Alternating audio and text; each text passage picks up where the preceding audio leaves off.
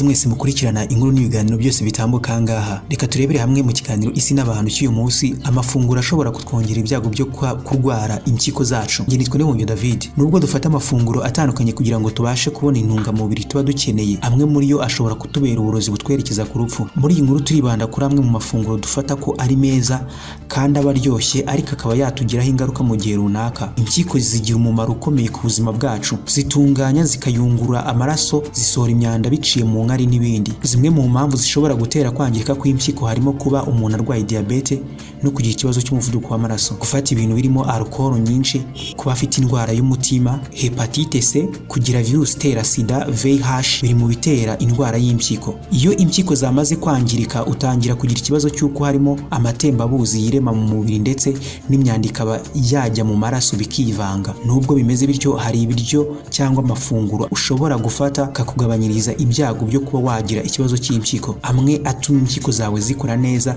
bikazirinda kugira ikibazo icyo ari cyo cyose cyo kwangirika. Kugira ngo ureke amwe mu mafunguro ahanini biterwa n'urwego indwara iba igezeho. Bitewe n'uko impyiko zawe ziri kwangirika cyane, hari amwe mu mafunguro ushobora kureka cyangwa se amwe ukagumya kuyakoresha ariko ukagabanya ingano y'uko yakoreshaga. Hari abantu baba bafite ikibazo cy'impyiko kiri ku rwego rwo hasi, hakaba n'abandi impyiko zabo zamaze kwangirika. Icyo gihe mwese muba mutandukanye ku mafunguro mufata. Abo bose hari amafunguro babuzwa bitewe n'uburwayi bwabo aho bugeze. Reka turebe amwe muri yo mu mafunguro ushobora gufata bikakongerera ibyago byo kuba wakangirika impyiko zawe. Ifunguro rya mbere ni ifunguro ryitwa avoka. Avoka ni rimwe mu ifunguro dukunda twese hirya no hino. Hari abantu benshi bavuga yuko badashobora kuba babura avoka ku biryo byabo. Avoka zizwiho kuba zikungahaye ku ntungamubiri nyinshi zifitiye umubiri umumaro. Nubwo zigira akamaro, ariko abantu bafite ibibazo by'impyiko bakwiye kuzirinda kubera ko ziba zikungahaye ku myunyu ngugu yitwa potassium. Byibuze avoka imwe ishobora kuba yuzuyemo amagarama 690 ya potassium. Niyo mpamvu baba bakwiye kuzirinda mu gihe wabwiye ko impyiko zawe zitari gukora neza. Ikindi ugomba kwirinda ni ibiryo by'umuceri. Kwirinda umuceri w'ikigina cyangwa se umuceri wijimye, nawo uba ukungahaye kuri potassium bitandukanye n'umuceri w'umweru. Igikombe kimwe cy'umuceri w'ikigina haba hakubiyemo byibuze amagarama 150 ya phosphorus. Iyi ngiyi yenda kumera nk'uburozi, ndetse na potassium amagarama 158, mu gihe agakombe kamwe k'umuceri w'umweru haba hakubiyemo phosphorus 69 n'umunyu uri ku kigero cy'amagarama 58. Kugira ngo umenye uko ugomba kubikoresha bisaba kujya uvanga. Ikindi ugomba kwirinda kurya imineke. Imineke izwiho kugira potassium iri ku rwego rwo hejuru. Biba byiza kwirinda kuyikoresha mu gihe watangiye kugira ibibazo by'impyiko. Biba byiza kuwayisimbuza inanasi. Hari abantu bakunda kunywa orange cyangwa se jus za orange. Nubwo ibi byombi bizwiho kugira vitamini C, ariko nanone biba byuzuyemo imyunyu ya potassium. Ku muntu watangiye kugira ikibazo cy'impyiko yabisimbuza umutobe w'inanasi kubera ko kubifata byamwangiriza ubuzima bwe.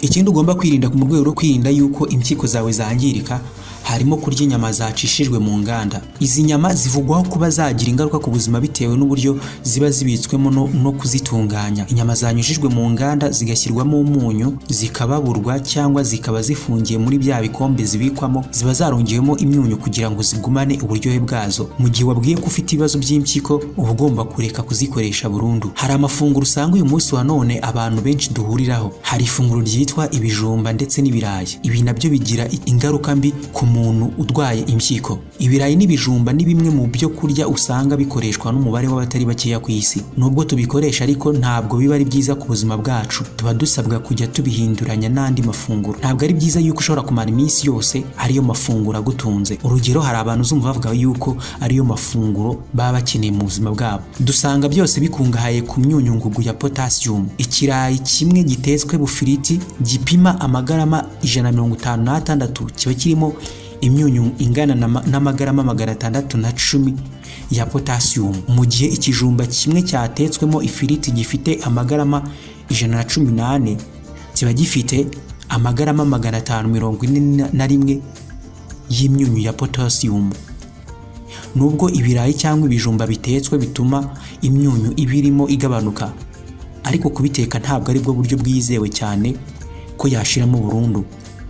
kuko igabanuka ku kigero cya 50%. Inyanya nazo ni mbi ku buzima bwacu. Inyanya ku muntu urwaye impyiko ntabwo ari nziza. Inyanya nazo ni ubwoko bw'imbuto zikungahaye ku myunyungugu ya potassium. Abantu dukunda kuzikoresha mu buzima bwacu bwa buri munsi iyo dushaka guteka amafunguro aryoshye cyangwa ngo ibiryo bihindura isura yabyo. Byibuze agakombe gato kamwe kaba karimo inyanya kaba karimo imyunyu iri ku kigero cy'amagarama 900 y'imyunyungugu. Byibuze agakombe gato kamwe kaba karimo inyanya kaba karimo amagarama 900 y'imyunyu ya potassium. Nubwo usanga tuzikoresha mu byo kurya byacu bya buri munsi, byakabaye byiza dushatse ikindi tuzisimbuza, by'umwihariko ku bantu bagira ikibazo cy'impyiko. Ndabashimiye mwese twabanye mu kiganiro Isi n'abantu, mukomeze kugira ibihe byiza. Nitwa Niyobonge David.